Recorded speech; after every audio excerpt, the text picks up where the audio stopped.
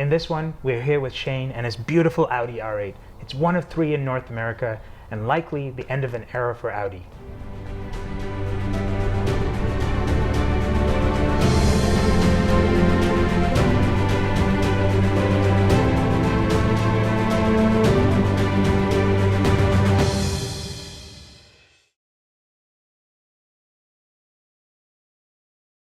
Well, thank you, Shane, for coming on to doing a video with me here. Beautiful car. I really appreciate you taking the time. The journey to this car has been super amazing to you, it seems. You've got quite the collection of cars. Let's maybe start with this Audi R8 and what that journey was like for you. Sure. Well, thank you for having me. I'd say it started in 2020 with the dawn of COVID, but realistically, it goes a lot further back than that. Mm-hmm. Goes back to when I was a kid, we would just look out the car window and take a look at the other cars driving by and sort of think to myself, when I can one day, what's that going to look like? What's my first car going to be? Where do I want to be in the future? When Dodge first came out with the Viper, the Gen 1 Viper was sort of where the start of the love affair began with cars for me. But then fast forward to the pandemic, 2020. I was looking at Vipers into the fall before the pandemic sort of hit. I thought to myself, you know what, I'm gonna look to get one of these things. I sort of looked back into my roots, and it changed my life perspective on where I wanted to go in life and the things I wanted to do. And I thought, you know what, I'm gonna get a car that I'm in love with. I've been in love with forever, and that's when I went out and I found the Viper. Fast forward a year, we were interested in looking at. Actually, ironically, it was going to be one of these two. What, a 911? A 911 or an R8, and I was sort of bobbling between, which one do we look at? And that's when, at the afternoon, I was actually headed down the road to the Audi dealer to take a look at one that they had in stock. It was a Merlin purple R8. Convertible, and I went in and saw it, and I was like, yeah, this is absolutely fate. This is exactly how I would have spec'd the car. It was sitting on the lot. It was good to go. Those are the times where you're just like, okay, I'm not even going to think about it. I'm going to dive in, get it done. So what made this car special? I mean, the fact that they're claiming it to be the one of 3 in North America with this color, with this spec. Was that one of the decision factors into pulling the trigger on it? It was, yeah. I mean, it's nice when you've got something that's super special and super unique. I was looking for a convertible. I was looking at a convertible Porsche. I was looking at a convertible R8. So the convertible aspect was there. The purple, I saw it sitting on the floor, and I was like, yeah, that's really nice. And the interior spec is perfect. It's everything that I could have wanted in a car, even if I didn't know it. That's amazing. I mean, so now you've got the car, you've spec'd it. What sort of mods have you put into this? So there hasn't been a ton of mods. I've done wheels. I put on a set of HREs. Beautiful. Eh? I absolutely love them. The wheels are staying clean thanks to those beefy, massive brakes as well. They're carbon ceramic brakes as well. Ceramics, yeah. Not a lot of R8s have the carbon ceramics on them. So finding one with it's like slam dunk. No, it was an absolute slam dunk. This is my first exposure to the carbon ceramic brakes. I don't drive my car very, very hard. It's not something that I push it all the time. From time to time, but my friends like to joke it's like driving Miss Daisy. So I'm pretty easy on it. But one thing that it does do is make wheel cleanup super simple. In many cases, if you've got someone phones you up and there's a quick show to go to, I can hose them down if they're not too dirty, and you're good to go. There's no hardcore scrubbing to sort of get them clean, which is really nice. I mean, all of the videos that we've done so far, almost all of them have carbon ceramics. And the ones that didn't have them, they're like, oh, we wish we had carbon ceramics. The main purpose of this car is mainly to go cars and coffee, enjoying the back roads. Is that it? So I do a ton of driving for business, and sort of prior to COVID, I would find myself, sort of Toronto, Montreal, down into the States. We do some work down in the States. There's a partner firm that we work with down there. So, I'm sort of in Boston and that sort of corridor quite a bit. So I spend a lot of time on the road driving, and as I was sort of mentioning, when I grew up, I had that Jeep Wrangler, and one of the most enjoyable parts was sort of popping the top down. You've got a 4 or 5 hour drive ahead of you.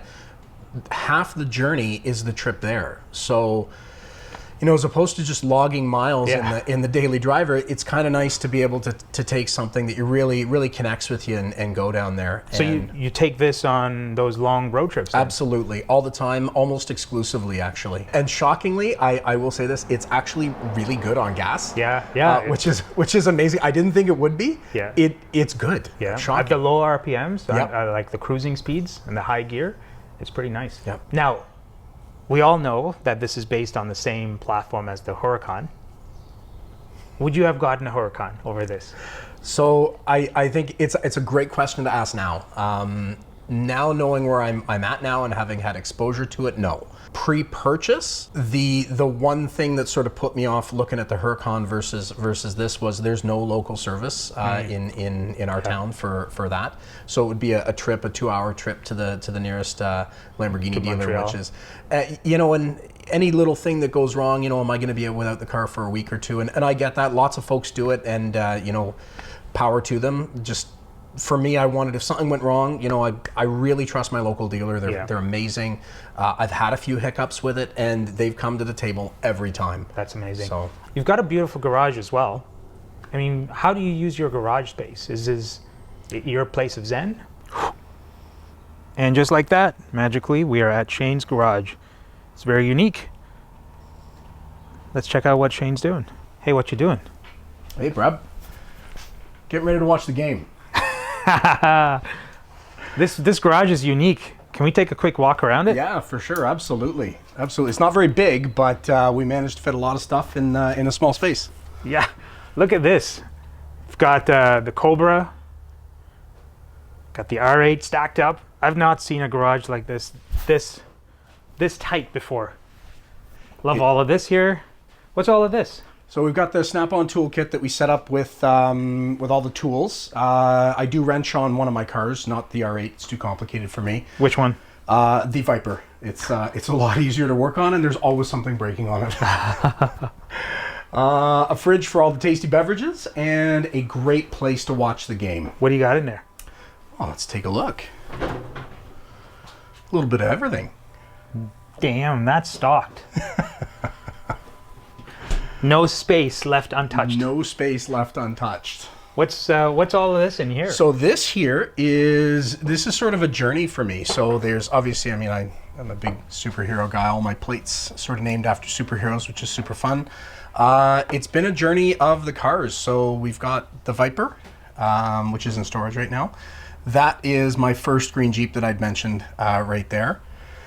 Oh yeah, the Wrangler. And then sort of many years from now, 2 others that will hopefully one day join the stable. But What's that back there? You've got a Lamborghini Aventador? We've got an Aventador back there and a 69 GT500 Mustang. Wow. Yeah. You're definitely going to need a bigger garage, dude. I'm definitely going to need a bigger garage. Definitely going to need a bigger garage. That's awesome. What do we got? That's more tools? More tools? More tools, yeah, just stuff for the various cars. And then obviously the Cobra up top. The Cobra's up top because it, well, actually it fits up top. The R8 wouldn't go up top, so kind of stuck there. But that's amazing how tight of a space it is, but it has clearance. It has clearance, yeah. No, I tried to squeeze every inch out. Oh. And then on the back wall, I put together a license plate American flag, which is just, it's kind of neat. It's all made of Michigan license plates, kind of a bit of an homage to the Viper. And when we go around the other side, there's a couple Viper prints back there too that are kind of neat. That's neat, dude. I can't wait to see more. Yeah. This is your lounge chair? This is my lounge chair. This is where I sit and figure out the world. Don't try too hard. No. Then I've got the cleaning bay over here, so all the stuff that I would need to clean the cars. I clean my own cars. And then a couple, obviously, shelves to keep like towels and stuff, just keep the dust off them. Notice you've got a lot of the Obsessed Garage. I do. I love their stuff. He makes quality stuff. He buys quality stuff. He's really fussy, Matt. Yes, I love the attention to detail he has on. Oh, yes. So very much. Is this all Obsessed Garage too? No, these are from Uline. It's a large sort of like commercial supplier. It's where I keep all the Little accessories. Details. Yeah, you got it. You got it. Man, that's cool. And then in the back here, Got that your entire wash- setup is OG. This is all Obsessed Garage here. So the reel, the hose. I've got a piece of stainless steel plate here where the water, if any water gets on anything, it sort of goes down to the concrete. Man, that's a serious investment here, right? It is. But you know what? It's I used to have sort of things that I just sort of rolled out all the time, and then wheeling it up, and it was getting a bit much trying to pile it all in the garage. So having an actual wash station when we built the garage was a big thing that I was hoping to get. That's awesome. Yeah. This was just strategically where it would fit, so you could fit all your cars. Pretty well stuck with it, yeah. So there's the house is behind here, so in order to get the hot and cold water out, this is about the only place it could go. So it lives here because it has to. Hey, yeah, and I love the Viper poster. I got the Viper poster. It's too bad we don't have the Viper here in the garage. I know. It just went into storage 2 or 3 days ago too. It was there's nowhere to store it in here, and Send me some pictures. I will. I'll be happy to send you some pictures. And this is the American flag license plate wall. thing. Yep. That's cool. Yeah. I've got another. This is the actual Viper. Yep. Ow. That's the actual Viper. It's a little bit. I hope I didn't hurt you. You're okay. The thing's okay. I'm more worried about you. Sure. Let's also talk about this lift. Sure. It's quite cool. Not many have a lift in such a tight space. I got to be honest. When we did the garage, I had no intention of putting a lift in. We put in thick concrete anyway, just because we were doing the concrete, so I figured we would. That's this. Yeah. Epoxy flooring. Yeah, the epoxy floor went on top. And then a buddy of mine put a lift in, and he's like, I always thought that they were like ridiculously expensive, and it turns out they're actually not bad. Yeah. So I phoned up the company that he had, CSS Lifts, here in town, and they came out, and we had the measurements of the cars. And so I was talking with the gentleman over there, and he's like, "Yeah, it'll fit." And I was a huge skeptic. I had to remove a light off the ceiling to make it work. But he was right. They came out, they put the lift in, and it works perfectly. That's really cool. I like it. I couldn't be happier with it. You got a little trophy there from Impact. I did, yeah. We got That that was at pretty Impact cool. this year for the R8. Well, congrats on that. Yeah, thank you. The other thing we didn't talk about is your Instagram page. My Instagram page, Combustible Monkey. What started that? Oh, it's an old gamer tag from 20 years ago. It was a gamer tag that I ran with in a whole bunch of games on Steam, and I just decided to run with it for IG. So it works well. Hey, what's the main purpose of this Instagram page? Just gain that social media following, or I mean, yes and no. I enjoy showing people, sort of things that work for me and that didn't work. The different color, the Merlin purple is really kind of unique. So being able to get the color out there was kind of nice. But when I was looking for car parts for my own sort of builds on the cars, Instagram was a huge help for me, digging up pictures, color palettes, everything. So to be able to share that on the platform with others, I'm big into helping anybody else anytime I can. So that's mostly what it's about. I never had any intention to monetize it or anything. I don't have a huge following, but it's growing day by day, and yeah, it's fun. That's awesome. It's a great page to share all of these beauties. Yes. Man, how do you decide what car to take? Well, the Cobra only goes out 2 or 3 times a year when it's actually not going to rain. It doesn't have a top at all. The R8 is arguably the car I drive the most. I'm always in it for work, so makes perfect sense for that. And the Viper gets out every so often. It's a beast of a car. It's a lot to take in, so I don't often get the chance to get it out. Cool. Well, thank you for the quick tour of your garage space. It's pretty neat. There's a lot of unique little details that you don't see when you don't come out here and scope it out yourself. A pleasure. So let's get back to the video. Sounds great. Well, thank you very much. We've learned a lot about your car and your space. Let's conclude then. We think for Audi, this is an end of an era. Yeah, I would agree. This is probably the last V10 that we'll get from an Audi supercar. Yeah. What's your take? It's disappointing, right? Yeah. I mean, there's part of me that's happy because I've got one. Yeah. That absolutely played into the decision too. This feeling of you don't know when it's going to end, and then there might not be an opportunity to get one that that hasn't been in an accident or something that you're specifically looking for.